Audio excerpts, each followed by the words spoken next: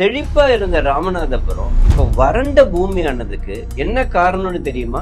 Monsoon failure, பருவமழை இல்லாம போனது. அதனால நிலத்தடி நீர் குறைஞ்சு கடல் நீர் ஊடுருவ ஆரம்பிச்சு. அதுக்கு முக்கியமான காரணம் கருவேல மரம். அந்த காலத்துல பிரிட்டிஷ்காரங்க சமையலுக்கு விறகுகள் வேணும்னு கருவேல விதைகளை விதைக்க ஆரம்பிச்சாங்க. அதனால கருவேல மரங்கள் நிலத்தடி நீரை உறிஞ்சி எடுத்து பருவமழையை இல்லாம பண்ணிடுச்சு. எந்த கருவேல மரங்கள் அந்த பகுதி மக்களுடைய வாழ்வாதாரத்தையே கேள்விக்குறியாக்கிச்சோ அதே கருவேல மரங்களை அவங்களுடைய வாழ்வாதாரமா அவங்க மாத்திக்கிட்டாங்க. அந்த கருவேல மரங்களை வெட்டி எரிச்சு சார்கோல் தயாரிச்சு அதையே தன்னுடைய வாழ்வாதாரமா மாத்திக்கிட்டாங்க. இப்ப ஒரு சிலர் அந்த வறண்ட பூமிக்கு ஏற்ற பயிர்களை விவசாயம் செய்ய ஆரம்பிச்சது மூலமா கிடைக்கிற மழை நீரை சேமிச்சு வைக்கிறது மூலமாவும் அந்த ஏரியாவை செழிப்பா மாத்திக்கிட்டு இருக்காங்க. ஆனா இந்த வேகம் பத்தாது. விவசாயிகள் வேற, நாம வேறங்கிற எண்ணத்தை விட்டுட்டு நம்ம எல்லோரும் விவசாயிகளையும் விவசாயத்தையும் சப்போர்ட் பண்ணா மட்டும்தான் மிகப்பெரிய பசுமை புரட்சியை ஏற்படுத்த முடியும்.